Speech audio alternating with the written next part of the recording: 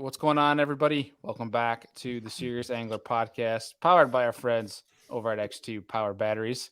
We're here with the captain, Mr. Andy Full, and as always, I'm your host, Bailey Egbert.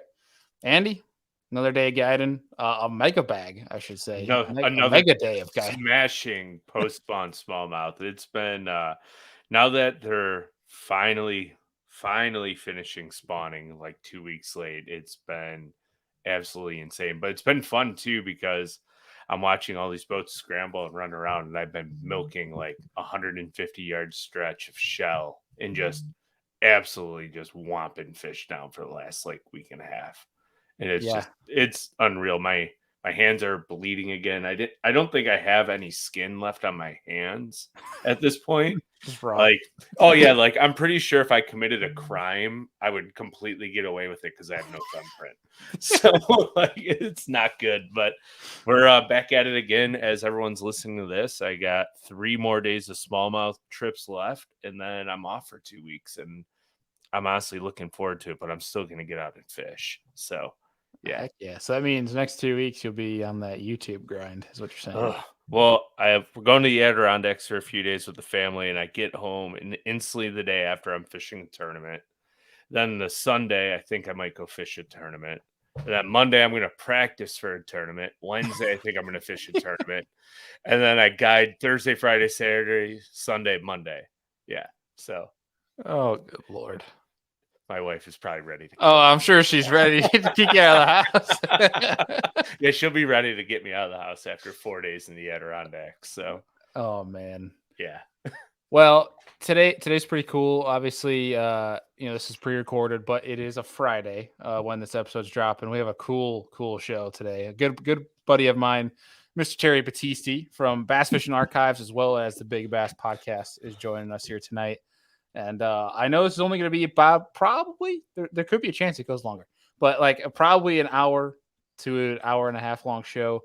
But with this gentleman, I think we could probably make it a 12-hour show. But we're going to get in some really cool stories. The amount of knowledge Terry has is unbelievable. And I highly encourage you guys, one, to go check out Bass Fishing Archives, which will have everything linked down in the description below. And two, go check out the Big Bass Podcast with him and Ken Duke, another good buddy of mine, really a mentor in this industry.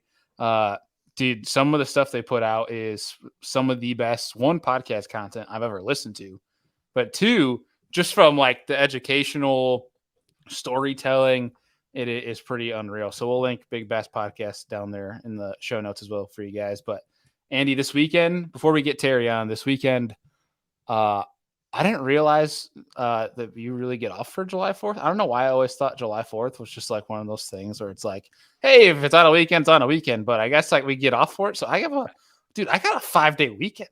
I don't know how I got spoiled, but like, yeah, no work for 5 days. So I might get kicked out of the house too, because I'm probably going to go fishing every day. Yeah. I'm already looking at like that throughout the week, where the heck I'm going to go. July 4th, though, I'm probably going to try to stick it to some smaller bodies of water, but we'll talk about that. Well, here's the thing about July 4th real fast. You have like a 5-hour window in the morning before all the wahoos get out and start doing their thing. So you have opportunities. That used to be the day Amanda and I would go out fishing, and there's that little lake that I love that you hate.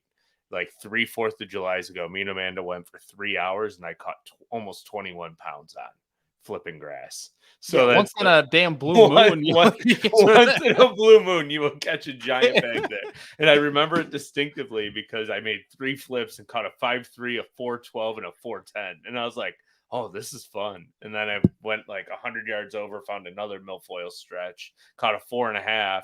And I'm like, okay. And I caught like a 2 or something. I was like, we got to go before the wahoos get out here. So, well, all I will say is, I'm looking forward to the long weekend. And you talk about 21 pounds and 4-pounders being big on that lake. Well, the gentleman we're getting on here, will laugh at you if you call 4-pounders big again. Yeah, because he's from the land of the giants. I'll make it better. All right, we had 28 pounds of smallmouth today that were on. There you go. So I think that's a little bit better. All right, post-spawn giants. It's more justice to the situation. But without further ado, let's get him on here. Mr. Terry Batisti, what's going on, man? Hey guys, I enjoyed sitting backstage listening to you guys talk about big fish. So it's the same old thing, just doing the podcast with Ken, doing the writing for the Bass Fishing Archives website. Not fishing. I Not mean, fishing.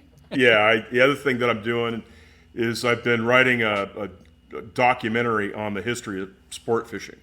Oh. And I've been doing that for about a year with a guy out of California by the name of Michael Folks, who had a saltwater sport fishing show for 27 years on Fox. And the show stopped about 4 or 5 years ago. And he's really good with the ocean stuff, but he doesn't know anything about bass fishing. And so he called me up a year ago and asked me if I'd write the script for the bass part. So I'm in charge of 3 chapters of that. And we finally started putting it to film our video about 3 months ago, or 2.5, 3 months ago. And so as the writer, I had my script written, but now every time he sends me a new clip, I've got to rewrite and do all that. So I haven't had time to do anything except write and do stuff with Ken. Dude, that's super. Where one is this going to live, and 2, when could people expect for something like this to come out? So we have already got what they call it, I guess, a jobber. It's someone that is they're looking for they're looking to distribute it. And they're talking about Hulu, they're talking about Roku, they're talking about Netflix, that type of thing.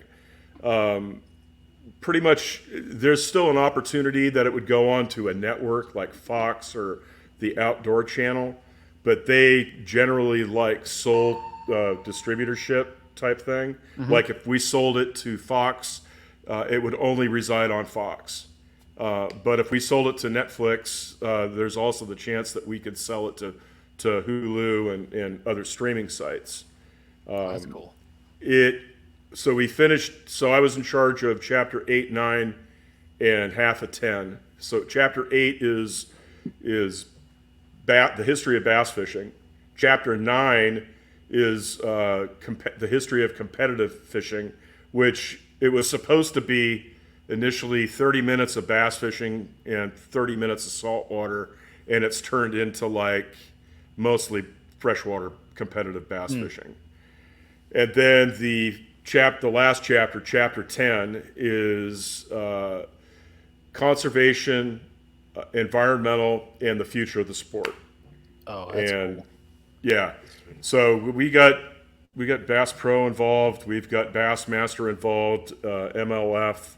I mean, and that's just on the bass fishing stuff. We got skeeter boats, talking to other people, but it's 10 1-hour or slightly more than 1-hour shows that are going to be spread out, and we hope to have it done by the end of the year and on some sort of a service by the beginning of 24. So look out for it. Yeah. Andy, I might be stealing your Netflix, buddy. That'd be funny because I steal my Netflix. So or stealing somebody's Netflix because I want to watch that. We'll figure it out. We will figure it out. That's really cool. Yeah. Well, Terry, before we get into the depth of this podcast, because I already could tell that tangents are going to happen with this one. We're going to go into many rabbit holes, I'm sure. We might have a series. Yeah, we might. Terry Talks. Terry Talks. There we go. I love it. Before we get into the depth of it, for everyone that's new to the show, we like to throw it back to the very first bass you caught and the person to blame for this lifelong addiction. So curious yours, and then we'll get going here. Holy crap. Lake Irvine, Southern California, on a I can't remember if it was a Bagley's honeybee or if it was a Strike King diamondback plastic worm. I got the rod sitting right over there. Do you really? Yeah, hang on a sec. Holy crap. I wish I had the first rod when I caught a bass on. Yeah, Talk about calling your shot for like having a career in fishing, and you still got the dang rod. So I made this rod when I was 10 years old. Yeah. You made that rod when you were 10? Yeah, I've been wrapping rods since I was 10. Damn, 10-year-olds have got to learn up. Yeah, I mean, there's a different era of 10-year-olds back then. And now all the 10-year-olds are too busy playing Fortnite and, you know. Yeah, exactly. Yeah, that's the problem with today. I mean, I was building rods. I was tying flies. There was a place in Long Beach, real close to where I grew up, called the Long Beach Casting Club, still in existence. And my buddy Dean said, "Hey, you know, let's go take a flag tying class." And I was like, "Oh yeah, let's do it." And at 10, I ended up, at awesome. 10. It was free. And, you know, I mean, you go there, I mean, you have to buy a vise and you got to buy a bobbin and scissors. And, you know, every week that you went, it was a different fly that you were tying. I think you had started us out with an ant. And, you know, so every week you'd show up and you would buy the materials that you would need to tie that fly. And then you'd sit down and you'd tie 2 or 3 of them. And at the end, they had a contest. And I'm talking, it was me and my buddy Dean. We're like 10 years old. And there are guys in there 50 years old that are, you know, learning. And I won best fly probably 2 or 3 times. My buddy Dean won best fly 2 or 3 times. I mean, you got these young kids that are just kicking these old people's ass. So I know, I'm very familiar with that from both ends now. You know, I go out and I fish the Wednesday night tournament here at Watts Bar or Milton Hill and get my ass handed to me by guys your age. Oh man, that's awesome. That was back when 10-year-olds were men. Yeah, doing outdoor shit. but I can't say that was my actual first bass, because I used to go to the park and stuff a lot. You know, I mean, I started fishing when I was 4. And we'd go fish the jetty for bonita and mackerel. And, you know, then we'd go cat fishing or trout fishing or what have you. And every once in a while, you know, you'd catch a bass while you're trout fishing with a night crawler. But it was that fish, I believe, at Irvine, that is the one that really sealed the deal for me when I was 10. That sealed the deal in regards to bass? That's all I wanted to do from that point on was bass fish. I mean, because the boats were just starting to come out back then. You know, you're talking 1974, and you were starting to see a lot of bass boats. It was just cool to see these, you know, spaceship-looking boats with a 2-seat. You know, you got a seat in the front, a seat in the back, and the troll motor. And you know, at that point in time, we were fishing out of a rental boat, and it was just there was just a lot of mystery behind it. And then I got a job at a tackle store when I was 14, and that ruined it. that started that started everything. Yeah. So you originate from Southern California, correct? Yeah. So I mean, you were talking about casting the jetties for bonita and everything. Why bass? Like, what started the train beyond just that fish catch? Like, what turned into this bass fishing archives? Like, what sparked this addiction? The whole bass thing was due to the fact that, in my eyes, anybody could go out and catch trout. Anybody could go out and catch bluegill. Anybody could go out and catch catfish. I proved that by the time I was like 10 years old. I mean, I had a 25-pound cat when I was like 8 or 9. You know, and it was just easy. But this bass thing really intrigued me, because it was a lot harder to catch bass consistently than it was to go out and get a limited stock trout, for example, or even go catch a bunch of catfish. It just, and not only that, I think the biggest draw to me was I've always loved lures. You know, with trout fishing, there was really no place in Southern California to fly fish for trout. You had to drive 300 miles to Mammoth to do that.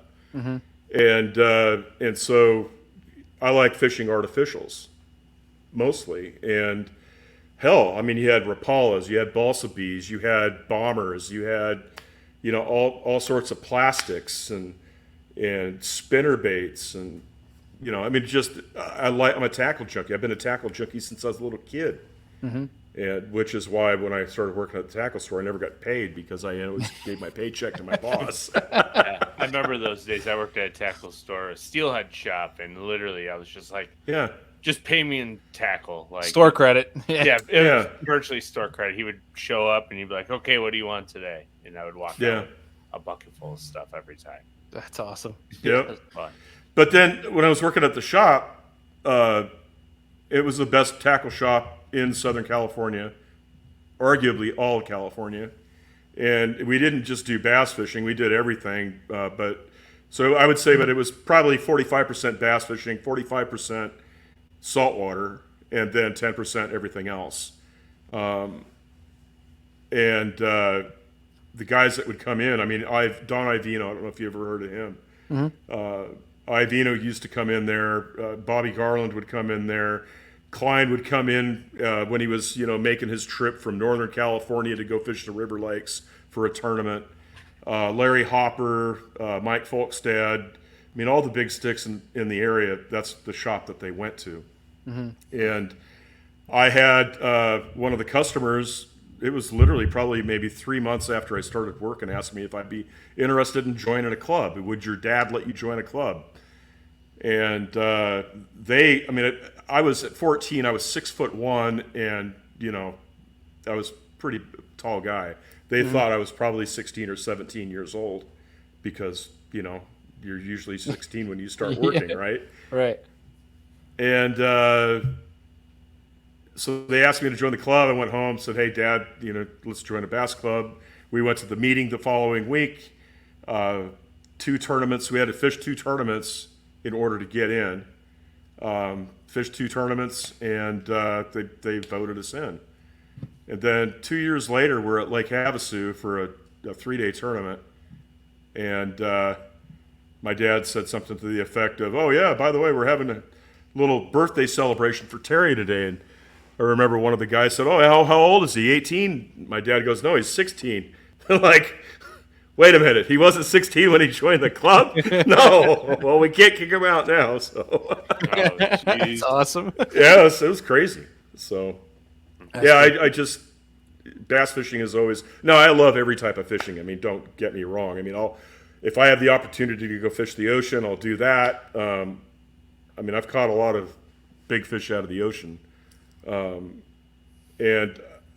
hell, BTC was here in March for the Classic. Yeah. And he and I went out down on Watts Bar, and we got into a bite of white bass that it was literally every cast for 4 hours.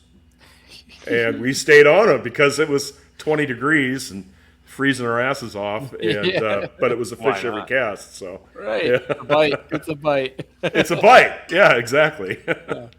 So with Bass Fishing Archives, what stemmed that desire to start building Bass Fishing Archives? Well, actually, let's backtrack. For folks who may not understand what Bass Fishing Archives is, explain what it is you're doing with that, and then also what started that. All right. Well, it started with, do you know Pete Robbins? Yes. So Pete writes for Bassmaster and pretty much every other website. Any outlet, basically now. What's that? Basically any outlet now, Pete's writing. Any outlet, yeah, exactly. Yeah, and I was the one that got him into it. I started writing in 2000, and then I got him writing in 2004. And anyway, he and I would get on the phone, and we would just BS about, the old days. And he kept telling me, because I grew up in the West, and he was real intrigued with Aaron Martens, like everybody was. And, I'd say, like, well, yeah, I was there when he started fishing, and would tell stories about this. And he'd say, you need to write a book on the history of, Western bass fishing. And it's like, yeah, no, A, nobody's going to buy it. And B, the person that buys it's going to find out that I left someone out, and, I'm going to be ridiculed for the rest of my life. No way in hell I'm going to do it. So that went on for, quite a few years. And finally, he and a guy named Alan Clemens, who used to be a huge writer in the industry, talked me into doing a blog. Because I felt like a blog, holy crap, I mean, that's open-ended. It's never done, right? And so in 2012, I launched with Pete as a writer and it was Pete and I launched Bass Fishing Archives version 1, and it was a hit. And essentially what we're doing, or now Pete's not doing it anymore because he's, grown too big for his britches. Half past first cast. Half past first cast. All he wants to do is go catch tuna out of Cozumel or something like that. But it was he and I, and what we're doing is we're trying to save the history of the sport. Nobody, unless they're 50 years old or older, they don't know much about the history of competitive bass fishing. When did it start in 1967? Well, it really didn't start in 1967. It started in 1955 with the Texas State Championship. Oh, well, the first tournament was actually in 1911, between two lure manufacturers. I mean, and when you start going down the rabbit hole, it's like, holy crap. When I started it back in 2012, I thought I knew a ton of stuff. I really got recalibrated quickly to find out that I don't know shit about the history of the sport. And every day is a learning experience. So anyway, we're trying to preserve the history of competitive bass fishing. We're trying to preserve the history of fishing tackle, bass fishing tackle specifically. And that's rods and reels and, line, baits. Nobody knows. You get onto LureNet, and you see heading, and all you see from heading on LureNet is a Zara spook and maybe a Lucky 13 and a crazy crawler. Well, people don't realize that Heddon was the biggest bait manufacturer from 1902 until 86 when they sold to Pradco. Huge. They had, I have 1940s catalogs of theirs, and they have no less than 100 lures that they were making at that point in time. And nobody knows this stuff. I shouldn't say nobody. There's a whole bunch of people in the National Fishing Lure Collectors Club, the NFLCC, that, they make that their passion. That's their passion, is collecting all that stuff. I love that it's first called the NFLCC. Yeah. NFL. Yeah. Question I do have, preceding that is, are there a lot of those old time lures still out there? Are they? Oh my God. Harder to find? Yeah, you can go on eBay and any of the auction sites. In fact, there are 2 auction houses that are online that specifically, that's all they deal in is historic tackle or antique tackle. You just, unless you really get into it, if you get on there and you, let's say, bought a 1946 Heddon Basser and you paid $25 because you thought it looked like a cool old plug, that's cool. But if you're doing it to get deals and stuff like that, there's a lot of people out there that are reproducing things and knocking them off and selling them as brand new when they were made a month ago, and they're selling them for hundreds or thousands of dollars in some cases, and it's just a fraud. That's not cool. But that kind of tells you how big that collector's deal is, when you have people that are willing to knock stuff off. What would you say is so looking for stuff like that? What would you say first thing comes to mind? One of the coolest finds you've had, whether it's eBay or garage sale or something. One of the coolest baits you found. So I'm more into collecting books and magazines, that type of stuff, catalogs. Mm-hmm. The lure collecting that I do is more contemporary Japanese stuff. Mm. So stuff that you guys would probably be familiar with. Okay. And the coolest thing that I found. Here we go. We're gonna see some cool stuff now. I like cool stuff. I like cool stuff. You hear him laugh. And I did get some good today. Did you? This. Oh, there you go. Yeah. Terry would be happy. Terry's a swim baiter. Oh, nice. Sweet. Yeah. Yeah, that'll work. So, have you guys ever heard of a balsa pro? Yes. Oh, that's sick. Yeah. It's So, got a purple back to it. well, Oh man, He's got all of them. yeah, I got got 'em to. all. Yeah. So it's got a purple back. I don't know if love you can that see it. the top says professional use. Yeah. That's awesome. So I'm in. There's a baby bass one. Ooh, that looks good. That's pretty sick. 1,600 yen. So I'm in. So What does that translate to? $16 roughly. Oh, It's okay. about a penny a yen. Yeah. So anyway, this bait here won 4 U.S. Opens on Lake Mead. Really? Yeah. Before anybody knew about it. You're gonna have And- people knocking on your door now. Hey Terry, let me get some of that. Yeah. No. I got a half a dozen of them in my box, and those will never come out of the box. That's so So- cool. But yeah, so I'm back in this. So this is like 1996, 1997, 1998. It was right after the internet started, and you could buy these at Angler's Arsenal online in San Diego for $25 each. Mm-hmm. And A lot of money for 1996. oh, it was a ton of money.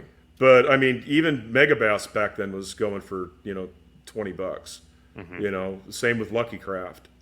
And so I'm over in Japan on business, and I think at that point in time I only had maybe 2 of them or 3 of them left that worked.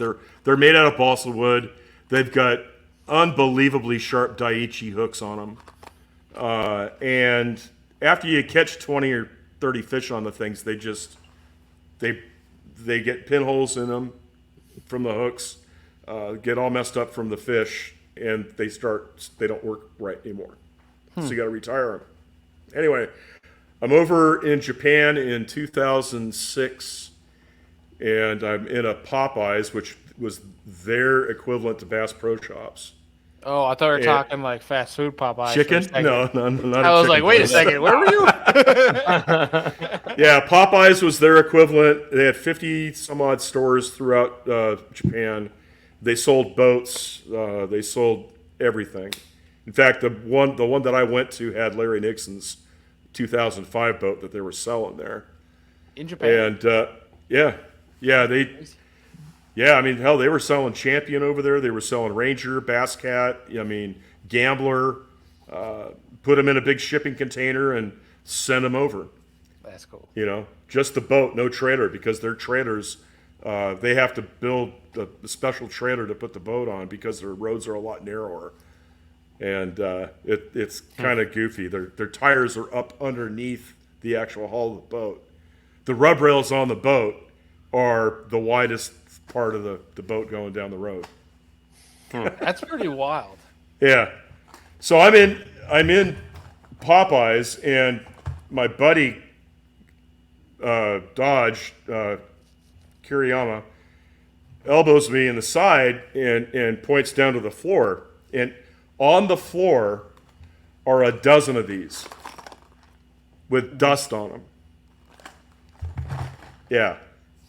And I looked at the price, 1,680 yen. I said, yeah, I'm taking every single one of them things. I've sold a couple. I've given a couple away. I mean, if you find that bait on eBay now, it's a $200 bait. Wow. So, yeah. And they're worth every penny of it. For about 30 fish. Sorry? For about 30 fish. For about 30 fish, yeah. You still And they don't sell make any noise. And they walk like a dream. Buka tried knocking them off. Golly, it's probably 10 years ago now, and he got it. I actually took x-rays of that bait and figured out exactly where the weights were placed, how much each bait was weighted with, and all that, and gave that info to Mike. And Mike came out with them, and he got 5,000 of them made, and then all of a sudden he couldn't get a hold of the guy that made them for him. And it's been lost ever since. Yeah, Mike's. 5,000 of them got lost? No. So there's Mike's, the balsa bull. Ah. But he no, he couldn't get a. So he was having them made in China, and he got 5,000 baits made and went to call to get the next order, and the guy never answered his phone. Oh. So, yeah, that's what happened. He's been trying to find someone to make them ever since. Interesting. Yeah. So. That's called a competitor paid the guy off. That's what happened. Yeah, exactly. Yeah. That's awesome. Yeah. Well, dude, Yeah. so I know you're into big swim baits as well. Where obviously that's it's a California thing, but like did that start kind of pretty early on when you decided hey, I'm going heavy into bass, or did you pick that up at a later date? Well, I picked that up at a much later date, because I fished my first tournament in '76 when I was 12, and then joined the bass club when I was 14, and so that would be 1978. And the swimbait thing didn't really kick off. It kicked off in the middle of the '80s, and the first what I would call a swimbait fish that I remember was caught by a guy named Tom O'Neill. And he was a regular customer at the shop. And one day he came in, he was all pissed off. And he went over to the saltwater section. We had these coffee cans, 3-pound, 5-pound coffee cans or whatever, that had plastic, boot tail swim baits in them for the ocean. And Worm King made one that they called the Dinosaur, which was 12 inches long. And they had some that were poured in a rainbow trout pattern. And for some reason, the calicos and the ocean fish just ate the crap out of it. Well, Tom comes in. He's all pissed off. What's going on, Tom? He doesn't even talk to me. Goes over to the saltwater section, pulls out 3 or 4 Worm King dinosaurs, then goes and gets the half-ounce heads that were made for him. Comes up to the counter, and I said, what's going on? You going out to fish calicos? No, I'm going back up to Casitas. I just got off the water. It was a Thursday. The reason I know it, because Thursday is the day that they plant trout on that lake back in the day. He goes, yeah, I was up there this morning when they're dumping the fish in, and it was like a tuna boil, and I'm talking 10-pounders jumping out of the water chasing trout as they're dumping them in the lake. And he said I couldn't get any of them to eat. And I'm going back up there right now. So he drove by. So he's 105 miles from Casitas to Norwalk, and then another 105 miles back up to Casitas. He gets up there, and next thing I know, it's noon the next day. He comes into the shop with a 10. I need you to get this mounted for me. I said it must have worked. Yeah. So that was the first one that I ever knew that was caught. So that was in 85, 86, sometime like that. And then you had a group of trout anglers called the brown baggers, and they were based out of Bishop. And they were into catching big brown trout. 10-pounder, you had to have 2 10-pounders in order to become a member. And then once you had 2 10s, you could be a member of the brown baggers. Well, they were fishing big rapalas and stuff like that, trolling for brown trout. Well, Bishop freezes over in the winter. So they would then go down to fish Pyramid and Silverwood and go to the Colorado River lakes, Havasu, Meade, Mojave, to fish stripers in the winter time. And when they were fishing Pyramid and Silverwood, and they bring in 20-pound stripers and 25-pound stripers, and then the occasional 11 to 12-pound bass, and they'd get more press from that bass than they would the stripers. They're like, maybe we should start keying in on striper or largemouth. And so that was what started the hard bait deal.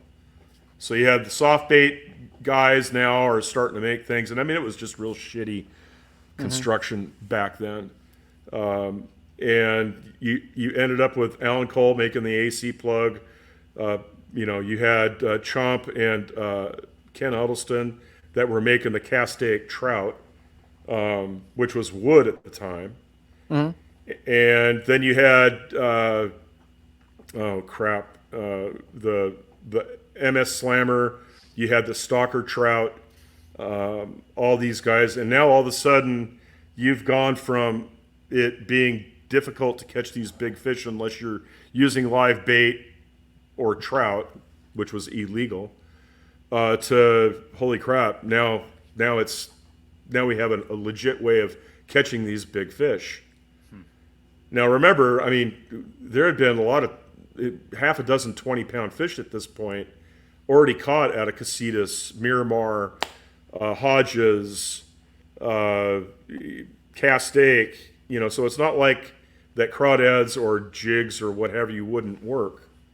But to throw a swim bait, it was pretty freaking productive in those early days. Awesome. Yeah, and unfortunately at that point in time I wasn't fishing as much because I was just going back to school, and I didn't get into it until probably the mid-90s, when I would come down from, in the mid-90s I moved to Idaho to go to graduate school, and then I would go down and visit family in Santa Barbara, which is 20 minutes from Kachuma, 20 minutes from Casitas. And then that's when I really got into it, was in that mid-90s time frame, and that's really when I started fishing with Jerry and of course my best friend Scott Whitmer, who makes the triple trout.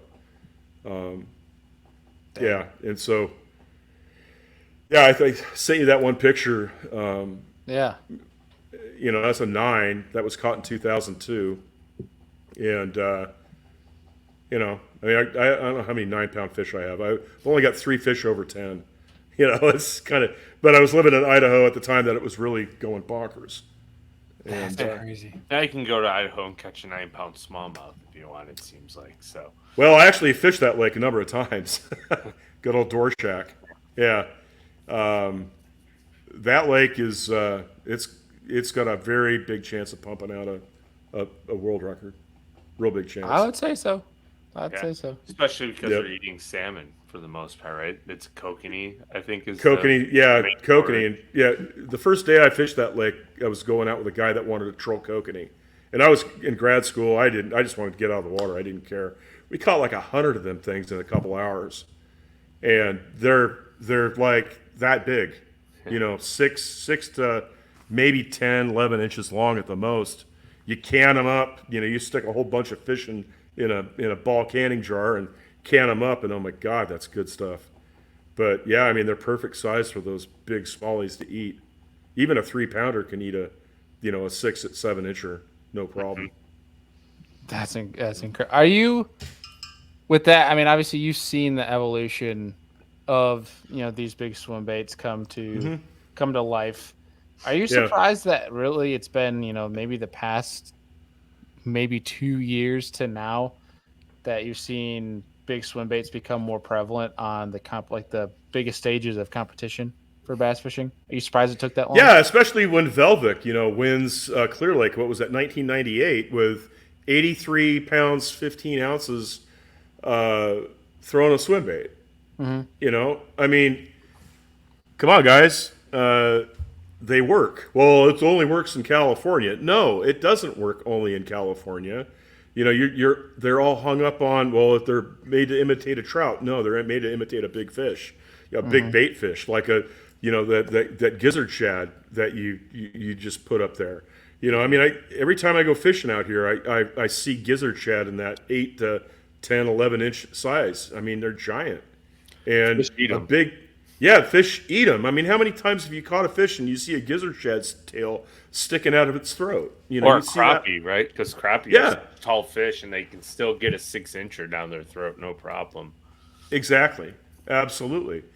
And I mean, it was kind of crazy back then, because at that point in time, I'm throwing a lot of swim baits, and I'm throwing them in Idaho. I mean, I'm catching fish on Coeur d'Alene and Hayden Lake on swim baits back in 1996, 1997, 1998, and nobody would do it. Oh, it's too big.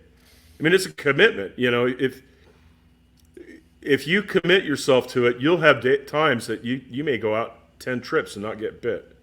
But on that 11th trip, you're going to go out and you're going to hang 40 pounds. And it's just, it's crazy. And you can do it in any state in the union other than maybe, Wyoming and Montana, New Mexico. But yeah, it surprised the hell out of me that it took so long to catch on. But it doesn't surprise me because I saw the same thing happen in California. This is a Southern California thing. You couldn't get the Northern Cal guys to do it until the Southern Cal guys started going up to Northern California and catching big fish on swim baits. That's when they started doing it. They're like, and crap. then, what's that? They're like, crap. Yeah, exactly. There's something to this. Yeah. But yeah, I was surprised that it took that long. But there's two guys, Matt Peters, who came out from Southern California and lived, I believe it was in Florida or maybe it was the Ozarks. I can't remember exactly. He was kind of nomadic. He did that Southern Swim Baiters, right? I don't know if you remember that. Yep. And he came out and was hammering the big fish on swim baits, and he kind of got it somewhat going. Or at least showing people that, yeah, you could catch swim bait fish in Arkansas, Missouri, Florida, whatever lake or whatever state you want to fish them. But I really give the most credit to Mike Bucca. When there used to be a website called the Bass Fishing Homepage, it was the first bass fishing website on the internet. Started in 1995. And that's how I got to know Bucca, was just posting on there. And when I started really talking about swim baits in 2000, 2001, 2002, Bucca would call me, or we'd mainly talk on text or email because he's deaf, literally. And he would just pick my brain for hours on swim baits. And he bought, I think, 3 or 4 of my buddy triple trout, and he caught fish on them. And he couldn't afford to buy them, so he started tinkering, and it ended up coming up with the bull shad. That's incredible. And now you know what Bucca is, right? Yeah. He's got 8 deep at his booth at any show that he goes to. Mm-hmm. People trying to buy his stuff. He'll walk in with 1,000 lures and walk home with nothing. Yeah. Oh yeah, people buy it right out, and it's funny up in Andy and I's neck of the woods. If you got anything over 5-6 inches, like I'll throw a 9-inch glide up here, and it's funny when people are like, "What are you doing? You going shark fishing with that thing?" Like they throw that joke at you, and it's like they ain't gonna eat that, and it's like, okay. A 5-pound fish will eat a 9-inch bait all day long. I had a 2.5 pounder eat it, and it was as big as the damn thing. I remember when you had a 12-inch smallie eat the Rashi glide. That was funny. Yeah. Yeah. What are you doing? Fish don't care. Yep. Fish are dumb. They don't. If they can get it in their mouth, they're going to eat it. And even half the time, if they can't, they're still going to try to eat it. Yeah. At least go take a swipe at it, right? Yeah. Exactly. And so when the whole deal started, it was mainly, so the castaic trout was 2 pieces, but it was not a glide bait. The triple trout was a 3-piece bait. The stalker trout was a 2-piece bait, but it was mostly plastic. All this stuff was, there was no such thing as a glide bait. And I believe Jerry Rago was the first guy to actually make a glide bait, what we would consider a glide bait today. And he put that thing in the water the first time, and I saw it swim, and it was, holy crap, this is going to change things. But it took another 15 years for people to catch on, And now you've got like Ben Milliken and all those guys, Oliver Nye. They show what the bait can do. Yeah. I think you're seeing a lot more guys like Brandon Polinick, Lee Livesey, guys, Chris Aldane, guys that are throwing it on the major trails. Saw Edwin Evers throw it at Redcrest. More and more guys, I think they either had them or that they were more afraid to throw them from hookup ratio. But I think once they realize the drawing power for 1 and 2, how you can score pretty big. You don't need to throw it all day, but you can have it for 30 casts a day, on the high percentage areas, that how much it can pay off. Yeah, absolutely. I mean, I used to use it in Idaho in practice just to pull fish out, because the fish will come out and check it out. Mm-hmm. You don't want to hook them. Most likely, you're probably not going to hook them, but you're going to sure get their attention, and you're going to know that behind that rock is a 4-pounder. And you go in the next day with a Senko, and you catch that fish that showed itself to you the day before. Mm-hmm. I mean, I used to use it mostly as a pre-fish bait or practice bait. Same until I had one actually eat it, and I was like, oh, okay. Yeah. But yeah, I mean, but you have to really commit to this game, and to me, I think if you throw it solidly for a year or 2 years, and because it doesn't work every day, but you have to throw it that long in order to understand the conditions where they're going to bite it. Mm-hmm. And it's all about casting angles with that lure. Okay? Every bit of it is about casting angles. And until you get to understand the angle that you're going to throw past a rock pile on a point that's going to get bit, you shouldn't use it in a tournament. Mm-hmm. Right? The way I would use it in a tournament today would be A, to practice with, and B, for, like you said, that high percentage area that you're going to pick that bait up and you're going to make 2 or 3 casts, because that's usually they eat it on the first cast. Okay. Yep. You're going to take the time to set the boat up right, your sun's right, your current's right, and you're going to make that cast. You're going to let it count down, and you're going to start your retrieve. And if you make the right cast the first time, you're going to get 8. If you're 2 or 3 casts later, put it back down and pick something back up. Mm-hmm. But it takes a long time, and it's that way with any bait, really. It takes a long time to really, really understand how to make that bait effective for you in a tournament situation. One thing I also noticed with them too, and I want to keep experimenting with it and just see if maybe this theory is correct. But I had a little offshore deal. I was fishing a lake that's relatively deep, but it's super clear water. Like you could see down 30 feet. That's the best. Yeah. Amazing conditions. Had the biggest bag of my life throwing a glide bait in that lake. Yep. And there was this offshore school that was out in like 20 foot of water. And I threw the glide at it to see if I could, because I wasn't catching him. I was throwing a drop shot. I could see him on live. I was throwing everything under the sun that wouldn't eat it. Threw the glide, watched a bunch of them rise up, and as soon as I tossed back in with a drop shot, I started catching them. I feel like there's something to firing them up. Even if you don't catch them, something pisses them off by like this big intruder.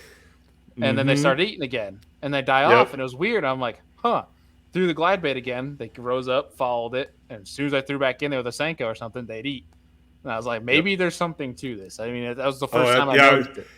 If you hadn't said that, that's what I was going to reply to what you just said.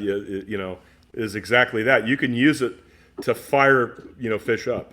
Mm-hmm. It's an amazing lure. Because that's exactly what it lures the fish, right? I mean, it gets them pumped up and pissed off that something came through my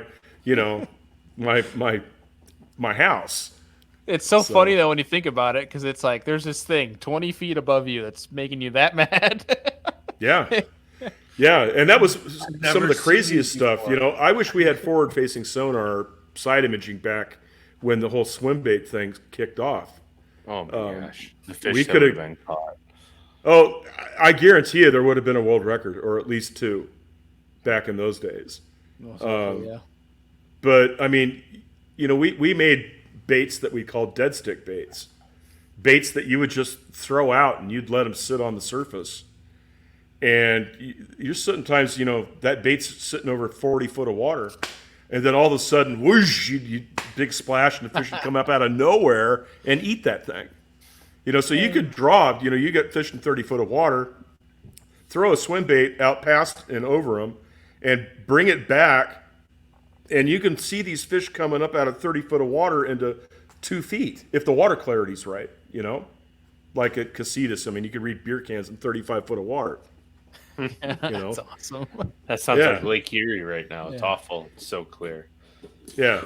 Yeah, 28 pounds. Awful. Horrible day. Super cold. That's a good bag of fish. It is a great bag of fish. It's I've been very lucky to basically have this area to myself for the past like week and a half, and every day it's been like that.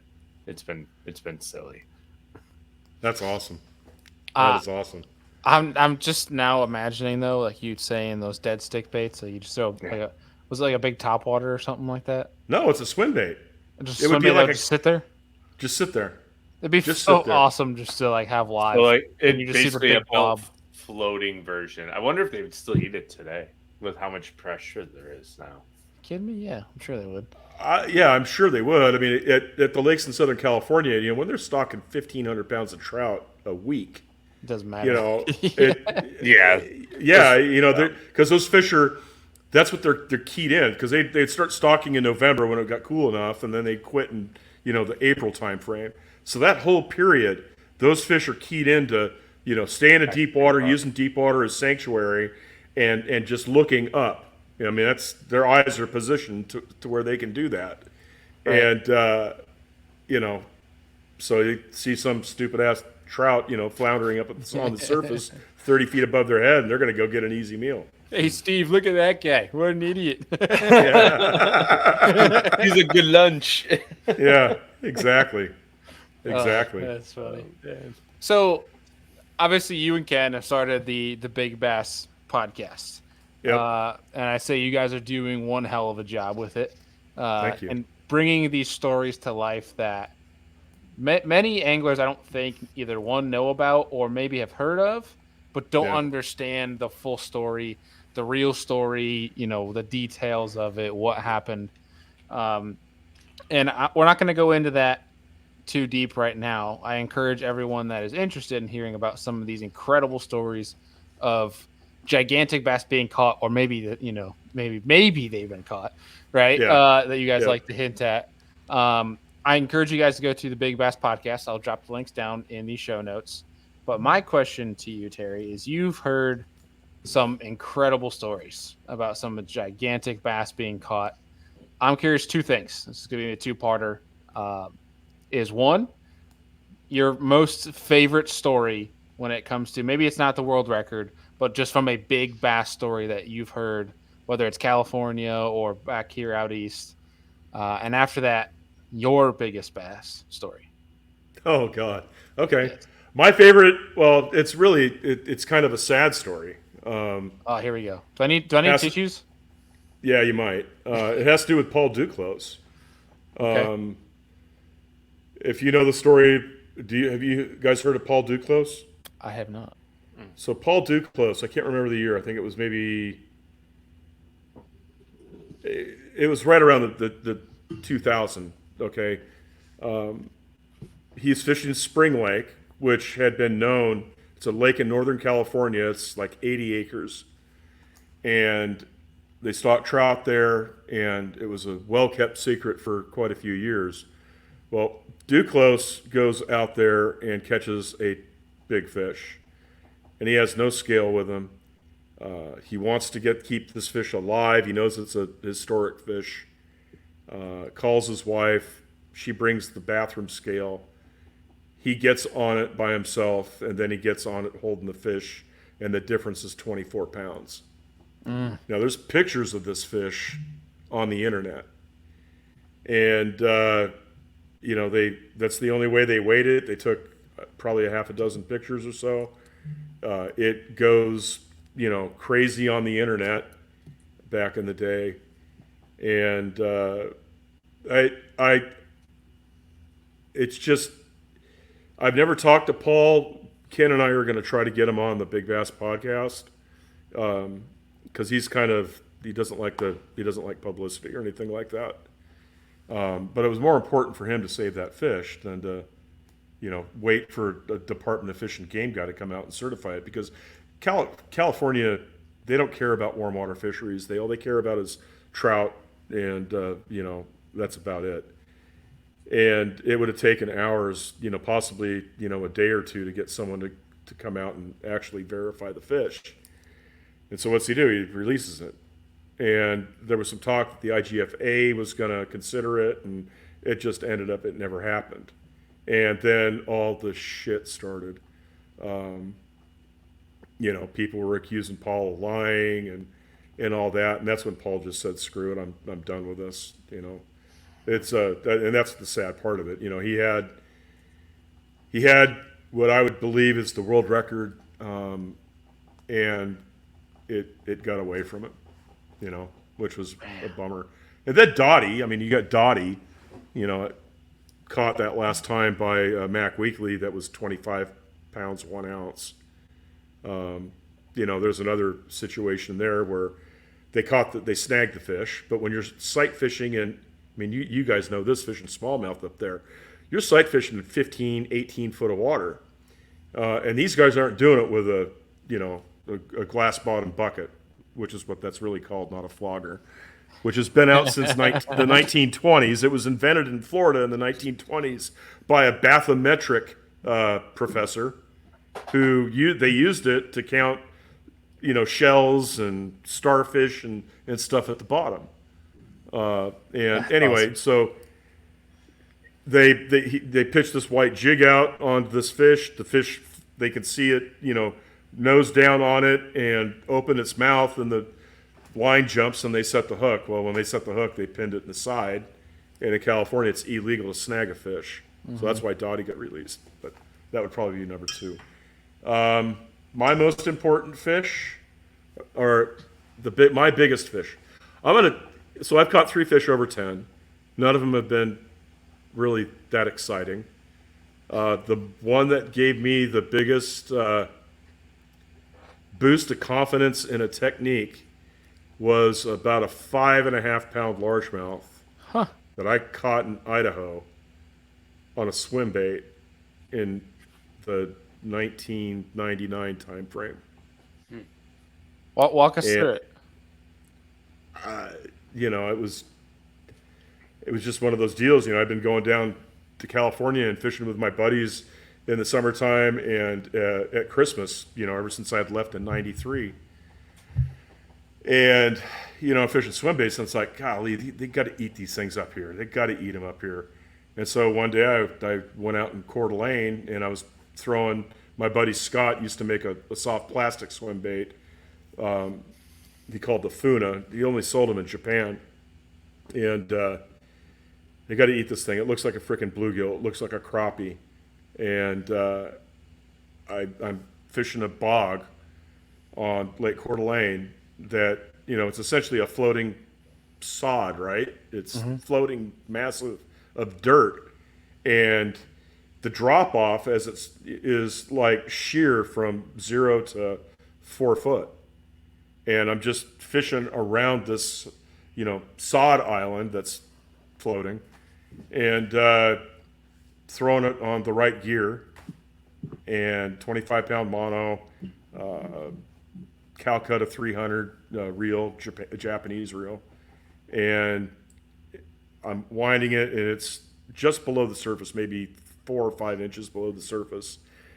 And this big swirl happens. The line completely goes slack, and it's like, oh shit, I'm bit. So I just start winding as fast as I can to get the slack out of the line. The rod, bows. I get a lot of pressure on the rod, and then I set the hook, and it's got to be a pike, and it wasn't. It was a 5.5 pound largemouth. And at that point, it's like, yeah, you can catch swim bait fish in any state in the union except Alaska. Awesome. At that point, you're like, I'm ruined. Yeah. So when people, when people say that 10 pounders is going to be more exciting than that. No, it wasn't, because that proved to me that the technique just didn't work in California. It was huge. No, it's everywhere. Huge. Andy got some of his first glide bait experience. Unfortunately, I caught 2 big pike, but it was awesome to watch him chase it on live. And I was like, "Yep, I'm addicted." So did Matt? Was he the only one that catch bass on the glide? Yeah, and he had this one. I think it was BS. Is it BSG? Big Game Customs. I think it was a BGC, 7-inch, and he's like, it's a trout pattern. I was like, man, that thing looks like a golden shiner. I was like, they're gonna eat that one. He's like, okay, I've never caught a fish on it. He ties on second cast. He caught like a 13-incher. I was like, I told you they're gonna eat that. Then we go up a little bit further, and there's a section of deep docks, and he throws it by a dock, and he's got the tracer on top of it, like lime green tracer, so I can see it coming. I'm like, dude. He's like, what? I'm like, there's a giant. He speeds it up, and this thing explodes on it. It was like a 4.5 pounder, and I was like, that's it. I'm sold right there. I was done. Like watching that fish eat it as I'm like watching his bait come out, and then there's another little spot that it's deeper, and we're throwing it over there. And his first cast, he has one follow it all the way to the boat, and then ate it at the boat, and it was almost 5, and pulled it out of like 14 foot of water or something. I'm like, okay. And then his next cast, he caught a 5.5, and I'm like, that was a bite window, and that was the coolest thing I've ever seen happen. I throw in there the next cast, I catch a 35-inch pike. Like, well, I guess I'm ruined, but that was the coolest bite I've ever had. So, yeah. With that, we were in Spirit Lake, Iowa, where the Berkeley lab is located. Yep. And we had a few Nessies we were there for, which is Berkeley's new soft bait glide bait. But we were there for a Minn Kota trip. So I got to go with a couple guys, and I was just in the back, and I'm screwing around. Like they're flipping, throwing top water. I'm like, screw it. I'm going to throw this 9-inch bait. I'm just going to, have fun. Yeah. And I tell you, I've never figure eighted a fish before, a bass before. That was freaking awesome. I made a smallmouth headbutt the boat. It was awesome. I was giggling like a little girl. Oh yeah, those great. They're kamikazes, man. Dude, when they want to eat or kill something, oh man. So what happened was I was in Mark Kortz's boat. Terry, I don't know if you know who Mark Kortz is, but I know who he is, but I've never met him. Yeah, so walleye guy. Up north, we've had him on the show before. Smallmouth hammer, and I'm in the back of the boat with him, and he's had him because Berkeley gave him some, and he's a Berkeley guy, and I was just kind of showing him how I like to chop it, type of deal. And literally, I make it the first time I cast it it's in Lake Okoboji, and I flip it 10 feet away from the boat, and I'm just showing him, and literally he's like, "Hey, dude, you got something following?" Because I'm sitting here talking to him, and I'm like chopping. And I look down, and there's just a 6-pounder coming right up by the boat, blows this thing, and throws the bait at the boat. And I look at Mark, and I'm like, "Are you sold yet?" And we in 30 minutes probably would have had 25 pounds. But the 9-inch Nessie doesn't have a hook on the back. If I had a stinger, probably would have had a mega bag for. So they're biting it like on the tail, just come up and because the 9-inch, it's only got the treble hook up in the front. For that jointed bait, they really need to put a stinger on that. But and you don't need that big a stinger. I mean, we would use one aught maybe, and a lot of the times we'd use a fine wire. Fine wire, not a 4x strong hook, right? But something that was maybe 1x or not, usually not more than 2x, because if you put it on the tail, you're going to screw the action of the bait. So you got to keep it light. And then just use braid to tie up to the main line tie or a hook hanger, and you can capitalize on that a lot. When I got to North Carolina, lived in North Carolina for 7 years, and I was the only guy for 7 years that was throwing a swim bait on Sharon Harris, and I had I don't know how many 40-pound bags out of Harris, and I had one day every single fish I caught was on the stinger hook, every one of them. Huh. So. And that's a day you're sitting there like you could have gone back to the ramp. Like, man, I didn't catch any fish, but I got bumped all the time. But instead, the stinger's the reason why you had a bag. Absolutely. That's cool. Yep. That's freaking cool. Well, Terry, man, we're gonna wrap this show up here in a second. Want to say thank you so much for taking the time out. Always a pleasure talking with you, man. Same here, Bailey. Appreciate you guys having me on, Andy. It was good meeting you.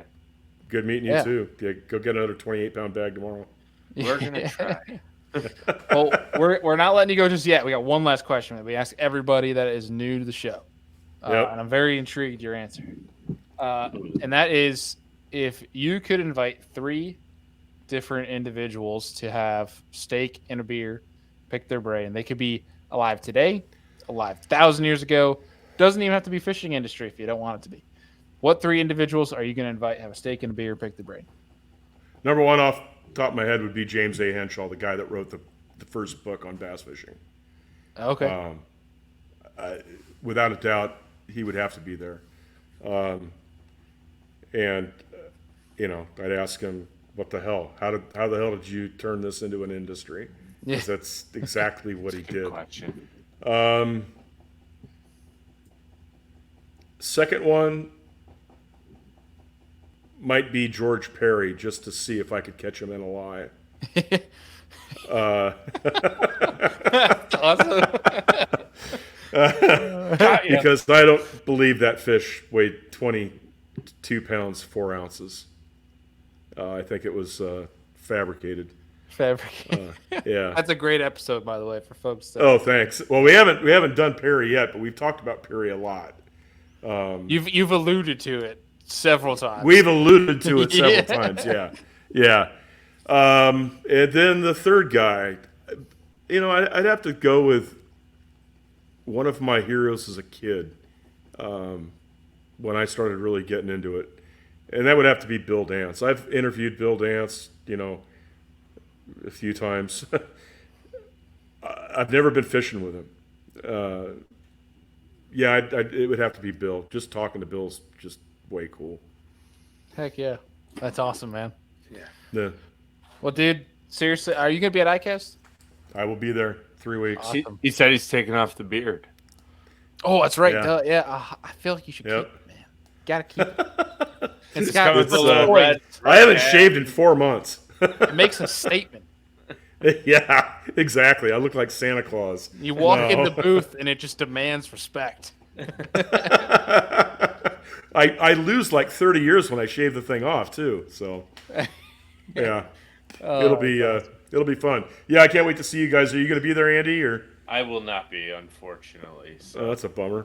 I know one of these years I will make ICAST. One of these years. So yep. We'll see. Yeah, being July's a guide is kind of difficult for me. Well, no, it's also like daughter's birthday. The last, I think 2 years it fell right on my my oldest daughter's birthday, and we always have like a birthday party and stuff. So yeah, that's cool. This year I don't remember what happened, but I don't know. Oh, I'm fishing a tournament that week. That's what happened. So yeah, I'm flying home that Friday, I think, at like 9 p.m. and I'm fishing a tournament the next day. Nice. Oh, jeez. Screw it. Why not? Yeah, exactly. Yeah. Exactly. All right, guys. Either way, Terry, appreciate you, man. And we'll talk to you. Appreciate you guys. Sounds good. All right. Good meeting you, Terry. See you, Terry. See you. That was a lot of fun. I feel like we need to be getting Terry on. Like I said, Terry talks. Terry talks. It's like Tuma talks. Like Tuma talks, yeah. Bring him on, let him go. There's a common theme of T's with these talks. Tuma talks, Terry talks. That's right. It's awesome. That's right. The show's full of them. I'm waiting as well. We gotta get Ken on the show as well, because I know once we post this one with Terry and Ken finds out, Ken is going to be livid that we got Terry on before. As soon as it hits it, he's calling you and cussing you out, Bailey. Oh, he will. He will. I spoke to him today. I should have even teased it. They'd be like, "Hey, by the way, we're getting the cool guy on first before Ken." And he'll be like, "What?" Yeah, no, it's. I know Ken's. We're gonna get Ken on the show here soon. He's got some cool stuff in the hopper. But regardless, really fun show here with Terry. Hope you guys got a little glimpse at how much freaking knowledge is up in Terry's noggin, and a lot of that comes out in the Big Bass Podcast as well as Bass Fishing Archives. So again, all that stuff is linked down the show notes, whether you guys are watching on YouTube or you're listening on MP3. So feel free to go down because you guys can access that. And be prepared. Give yourself some time, because you are going to go down the rabbit hole and you are not going to want to come back, because it's a heck of a lot of fun. It's super cool information. But Andy, anything coming up for the folks that they should be aware of? Maybe any guide trips they can jump in on, anything like that? Anything like that? Well, July is fully booked. So if you want a guide trip at this point to catch some giant smallmouth, you're looking at August or September. Largemouth mostly in August, but September, October is almost full. So it's gonna be a busy late summer and the fall, and I can't wait. Heck yeah. Somebody's gonna put a 7-pounder in my boat this year, I hope.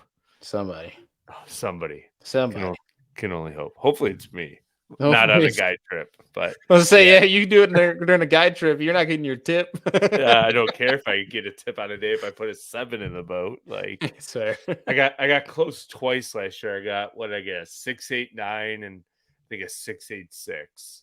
So twice last year, like, and they were a month and a half apart. One of them was like a week ago today, last year, big post spawner that was 6.89. So it was a giant fish. Yeah. I'm due for a 6. Hopefully it happens tomorrow in the boat. It's been a minute. There you go. Heck yeah. Well, coming up for the show, it's gonna be, we have a long weekend here. At least I got a long weekend, which will be nice. So I'm gonna be in the shop chefing up some Do It Mold stuff, which they have some really cool stuff coming for iCast out of Do It Molds, as well as many of our show partners. Really, Blackfish has got some really exciting stuff coming that we're excited to help show you guys. We're excited about them.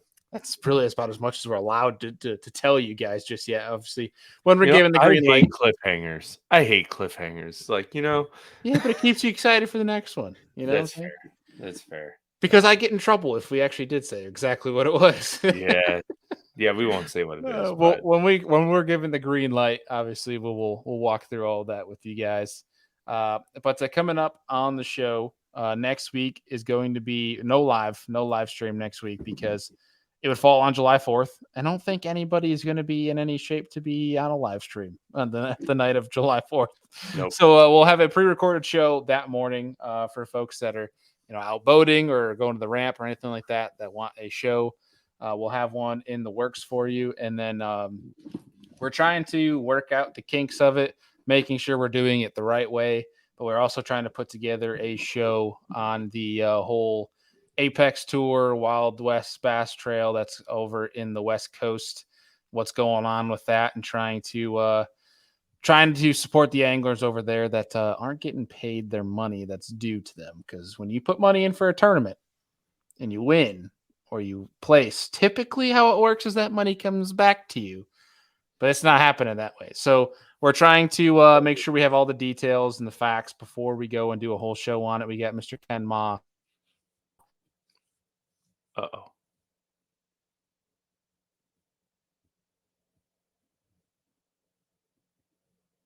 We having service. Do you got me now? I got you now. That was weird. Did I just blank out? Yeah. Oh, really? Okay. What was the last thing you heard? Ken Ma. Oh, well, Ken Ma is joining us next week to talk about that for next Friday's episode. But if for whatever reason that changes, that's because we're not trying to get in any legal trouble. Yeah. We had a great event there. Deacon went and supported that trail for an awesome event they put on. It's a shame that this is happening, so hopefully they're able to salvage it. But regardless, that'll be next week. I got to support the anglers, so you guys will have that to look forward to. But Andy, great show today. Thank you again to Terry for joining us here. But folks, appreciate y'all. Have a great weekend. Have a safe 4th of July. Go catch some bass, and we'll see you guys next week. Peace.